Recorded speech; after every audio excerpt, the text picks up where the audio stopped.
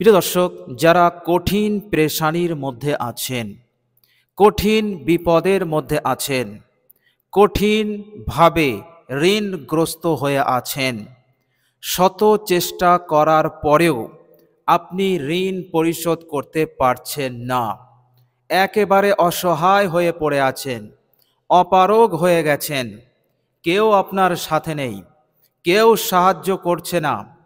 প্রিয় দর্শক, এমন কঠিন পরিস্থিতিতে, এমন সংকটময় পরিস্থিতিতে আজকের ভিডিওতে খুবই মূল্যবান একটি দোয়া আমি শেয়ার করব।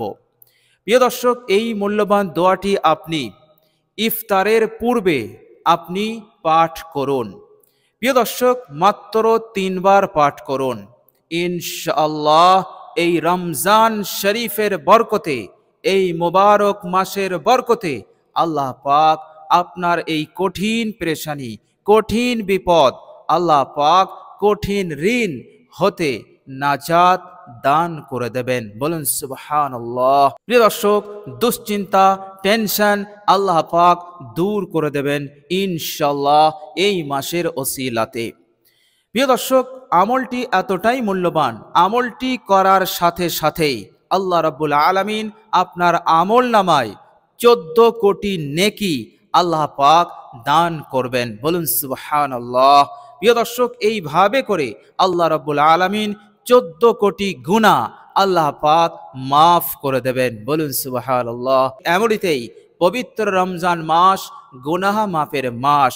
আর যদি আপনি একাগ্রতার সহিত খালেস নিয়তে ইফতারের পূর্বে আপনি যদি আমলটি করে নিতে পারেন কষ্ট করে, ইনশাআল্লাহ আল্লাহ রাব্বুল আলামিন অবশ্যই আপনার হার পেরেশানি, দুঃখ, যন্ত্রণা হতে নাজাত দেবেন এবং আপনার আমল নামায় 14 কোটি নেকি এবং 14 কোটি গুনাহ আল্লাহ পাক মাফ করে দেবেন। বলুন সুবহানাল্লাহ। তো প্রিয় দর্শক, চলুন আমরা জেনে নেই সেই মূল্যবান আমল এবং ইফতারের পূর্বে আমরা আমলটি কিভাবে করব ইনশাআল্লাহ বিস্তারিত আজকে আমরা এই ভিডিও থেকেই জেনে নেব ইনশাআল্লাহ। প্রিয় দর্শক, সর্বপ্রথম আপনি উত্তম রূপে অজু করে নেবেন। অজুতে কোনো রকম কমতি রাখবেন না। এর মতলব হচ্ছে অজু করার পূর্বে বিসমিল্লাহ পড়বেন এবং প্রত্যেকটি অঙ্গকে আপনি উত্তম রূপে ধোবেন, 3 বার করে ধোবেন, তাড়াহুড়ো করবেন না। প্রিয় দর্শক, অজু হয়ে গেলে কালেমায়ে শাহাদাত পাঠ করে নেবেন। আশহাদু আল্লা ইলাহা ইল্লাল্লাহু ওয়াহদাহু লা শারীকা লাহ ওয়া আশহাদু আন্না মুহাম্মাদান আবদুহু ওয়া রাসূলুহু। প্রিয় দর্শক, এরপর যে জায়গায় আপনি ইফতার করবেন সেই জায়গায় বসবেন। বসার পর সর্বপ্রথম আপনি বিশ্বনবী সাল্লাল্লাহু আলাইহি ওয়াসাল্লামের ওপর একবার দরুদ শরীফ পাঠ করবেন। আর সেই দরুদ শরীফটি হবে দরুদে ইব্রাহিম। আল্লাহুম্মা সাল্লি আলা মুহাম্মাদিন ওয়া আলা আলি মুহাম্মাদ কামা সাল্লাইতা আলা ইব্রাহিমা ওয়া আলা আলি ইব্রাহিমা ইন্নাকা হামিদুম মাজিদ। আল্লাহুম্মা বারিক আলা মুহাম্মাদিন ওয়া আলা আলি মুহাম্মাদ কামা বারাকতা আলা ইব্রাহিমা ওয়া আলা আলি ইব্রাহিমা ইন্নাকা হামিদুম মাজিদ। প্রিয় দর্শক, আমলের পূর্বে একবার দরুদ শরীফ পাঠ করলে বিশ্বনবী সাল্লাল্লাহু আলাইহি ওয়াসাল্লাম বলেছেন, মহান রব্বুল আলামিন সরাসরি সেই আমলকে কবুল করে নেন, বান্দার হাজত প্রয়োজনকে তিনি পূরণ করে দেন। বলুন সুবহানাল্লাহ।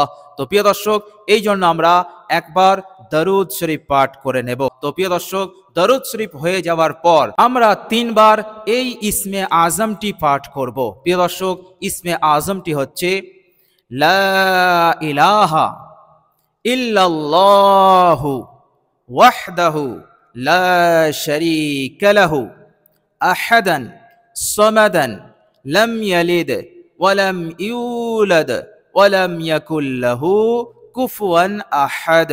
প্রিয় দর্শক, আর 2 বার পাঠ করতে হবে।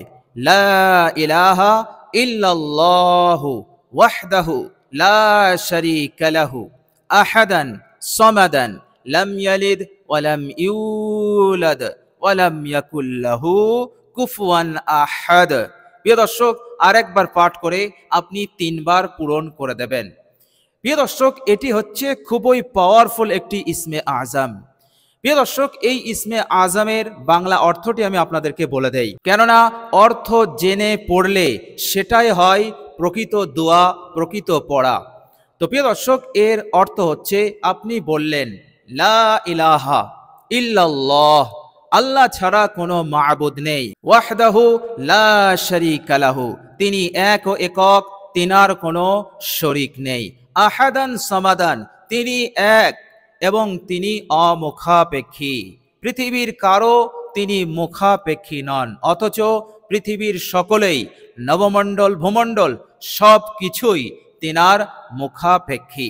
আহাদান সামাদান, লাম ইয়ালিদ ওয়া লাম ইউলাদ, তিনি কারো হতে জন্ম নেননি এবং তিনার হতে কেউ জন্ম নেয়নি।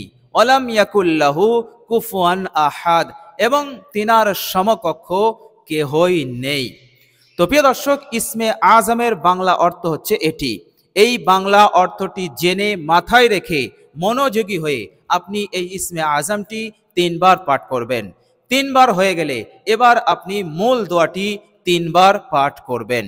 আর সেই মূল দোয়াটি হচ্ছে আল্লাহুম্মা ইন্নী আউযু বিকা মিনাদ দাইন, আল্লাহুম্মা ইন্নী আউযু বিকা মিনাদ দাইন।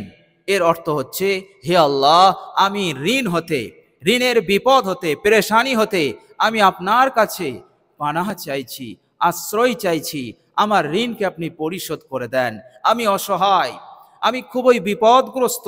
হে আল্লাহ, আপনি আমার এই বিপদ হতে আপনি আমাকে মুক্তি দান করুন, আপনি আমাকে নাজাত দান করুন, আমাকে অঢেল সম্পদ দিন, যাতে করে আমার ঋণ পরিশোধ হয়ে যায়। তো প্রিয় দর্শক, এই দোয়াটির ব্যাখ্যা হচ্ছে এটাই। তো আপনি এই দোয়াটি খুবই মনোযোগী হয়ে মাত্র 3 বার পাঠ করবেন। প্রিয় দর্শক, দোয়াটি 3 বার পাঠ হয়ে গেলে 3 বার দরুদ শরীফ পড়বেন, সাল্লাল্লাহু আলাইহি ওয়াসাল্লাম, সাল্লাল্লাহু আলাইহি ওয়াসাল্লাম, সাল্লাল্লাহু আলাইহি ওয়াসাল্লাম।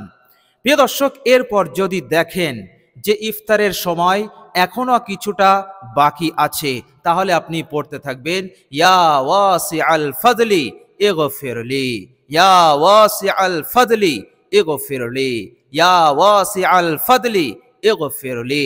এই দোয়াটি আপনি পড়তে থাকবেন যতক্ষণ পর্যন্ত ইফতারের সময় না হচ্ছে।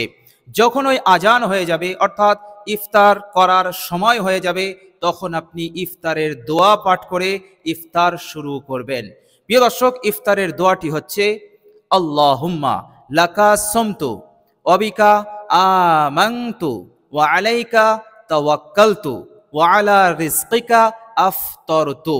প্রিয় দর্শক, এই দোয়াটি পাঠ করে আপনি ইফতার শুরু করবেন। প্রিয় দর্শক, এই ইফতার করার দোয়াটির বাংলা অর্থ হচ্ছে, আপনি বললেন আল্লাহকে, আল্লাহুম্মা, হে আল্লাহ, লাকা সামতু, তোমার জন্য রোজা রেখেছিলাম, তোমার সন্তুষ্টির জন্য আমি রোজা রেখেছিলাম। হে আল্লাহ, তোমার ওপর ঈমান নিয়ে এসেছি, ওয়া আলাইকা তাওয়াক্কালতু, তোমার ওপর ভরসা করেছি, তোমার রিজিক দিয়ে আমি ইফতার করছি। বলুন সুবহানাল্লাহ, কত সুন্দর দোয়া।